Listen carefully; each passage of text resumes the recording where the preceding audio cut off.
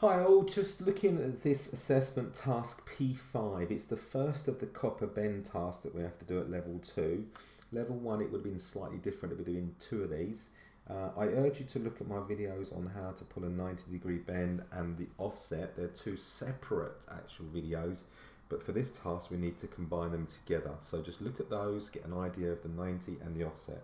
So I'm going to take you through some pictures that I've taken in the classroom, just to sort of give you a step-by-step guide. But when you put it all together and you get good at this, you'll do this within 30 or 40 seconds, well, maybe longer than that, maybe a minute or 2. So this video is about 5 or 6 minutes long.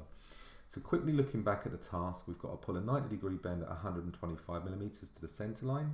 So we start at this point with a length of copper, and we're going to find that first line of 125 mil. How long's the copper got to be? Well, the minimum would be if you add 125 plus 300, that's the end. That gives us 425. We've got this offset here. That means it's going to change direction by a gap. So if we add 60 to 300 to 125, we get a total of 485. So technically that's going to be the minimum length you're going to require, but you could pull this in 3 meters and then cut it off at the end to get your actual required length of pipe that you've used. So we'll touch that on right at the very, very end. So moving on. Just a couple of little tips that I go on. You can see I've got some A to B's, A to B's. That looks a bit confusing. It's vitally important with this type of bend though that when we start, that start point goes into the benders first. You can't reverse it around the other way as your measurements will be out. So we're going to start at point A and we're going to find point B, the bend line for the 90-degree bend, as you can see here at 125. So let's look at that, going the other way. So I've got my piece of copper, as I've said, it can be 500 millimeters long, a meter long, it can be anything, but not under the measurements we've said at the beginning. So if we say that this is point A, measure along with our tape to point B, and we've gone 125 millimeters center to center. So the point A goes into the benders first, and for this task, we will make a new A and B every time. What I've done now is I've placed point A into the benders.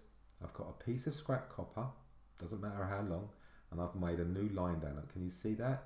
When this line is married up with the original pipe that you've measured 125 millimeters, we can pull the bend. We must make sure though that this is firmly in the formers and it's square on the pipe. We don't want to hang it out here because our measurements will be wrong. Remember, for this task it's plus or minus 3 millimeters. We don't want to be out more than that. Once you're ready, we're going to pull the first bend. Before we do that, let's make sure the pipe stop is engaged because you'll be moving the arms about. If that's fallen off, you're not going to bend the pipe. How far do we bend? Well, we're going to bend to the 90-degree line. So this is 22.5, this is 45, and this is 90. So you perform the task and you stop. As you can see, I've made a little red line here. Where that raised 90-degree line is, sits in the middle of the pipe. If you can imagine that was continuing, you would see it in the middle. You're not going to bend it down here, you're not going to bend it over here, you 90-degree bend. Once you've done, as I've said, you could double check with a square. You lay the pipe along on the table or your bench or the floor, and you marry a square up against it to perform that 90-degree checking. Now we've done the first bit, so let's go back here. Okay, we pulled this 90, and now we're going to measure from here to our bend line. So this is going to be A again, and this is going to be B. Remember that? There's the new A, and this is going to be B. So this B represents the bend. B stands for bend. So what you want to notice is that I've turned it over, because when we pull the bends, the bend of the hand scissor benders, the bend generally goes downwards. That's the easy way to do it, creating leverage. Or you're going to pull it towards you, but the bend effectively is going down. So I've flipped it over because we need the pipe now to offset this way and then carry along parallel. So it's going to come down here. So remember, this is going to become our new A. So I've laid a ruler, let's go back this way, on the center of the pipe A, measured along to 15. Is it 15? Well, look, we have to remember it's millimeters, not centimeters. So if you just add a 0 on the end of 15, we get 150. So then correspond this, the square is nice and tight on the actual copper, and we're going to put a cross this time, not a single line, just a cross, because we want the former to go through the center of the cross. Now it's not going through the center. Let's look at the next slide. It is now. And as you can see with this circle, the former goes through the center of the marked cross. This means your measured mark is in the center of the bend once pulled.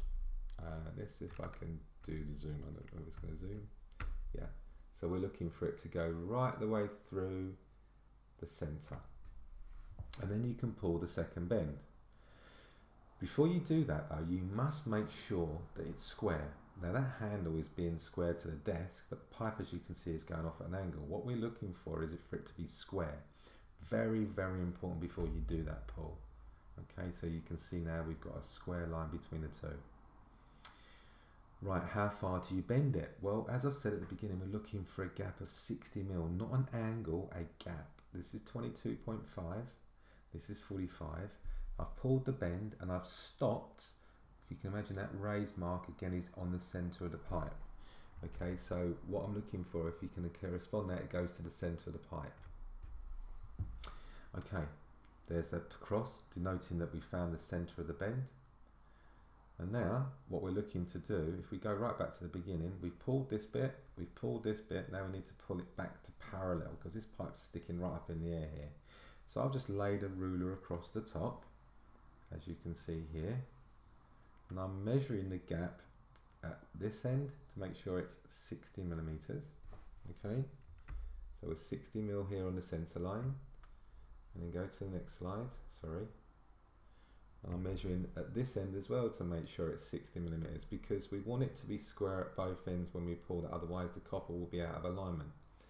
Now where the pipe meets up here, we put a line or a cross, a line or a cross. Remembering the gap is 60 mil. There's that cross, and as you know, I want the former to go through the center of the cross. I know it's a marker pen, it's a bit thicker, your pencils would be thinner. And then we're going to get ready to pull that last bend. Check for square. As I say, that's not square, that is. And then we pull the second bend. So we're going to pull to that line which we pulled up here when we pulled that one, the 45-degree mark. However, what you could also do is lay a ruler. If you can see, the ruler up here is going all the way along the center line of the pipe, running all the way down. And all I'm going to do is put a tape measure, and when that tape touches the bottom, and we're at 60 mil on the center line, yes, there, we know that we are parallel all the way along, just like that. And there's that gap to finish. Now we've pulled this bit, we've pulled this bit, we've pulled the third bend. The coppered pipe could be extending all the way along here. Remember, we're not trying to waste pipe, we're trying to cut and measure accurately, but the task wants us to finish the task within 300 millimeters. So what I want you to do is once again get our little square back, lay it on the top of the pipe, resemble the shape of the 90-degree bend here. Find the center at this end, there's my line. Measure all the way along to 300 millimeters. Remember, put the 0 on the end. Where that square corresponds at the top, put a mark, finish, and then use your pipe slice here to cut it off so that the task is then complete. And then we go right back to the beginning, we get our paperwork, and we now record our pipe length. So, at the very beginning of the task, if you found a piece of pipe that's 500 millimeters in length, you know that you will cover it. And whatever you've cut off from the finished 300 mil, you measure that, minus your 500 mil or meter or 1500 mil, whatever it is, and you put that total in there. And that's the task P5 done.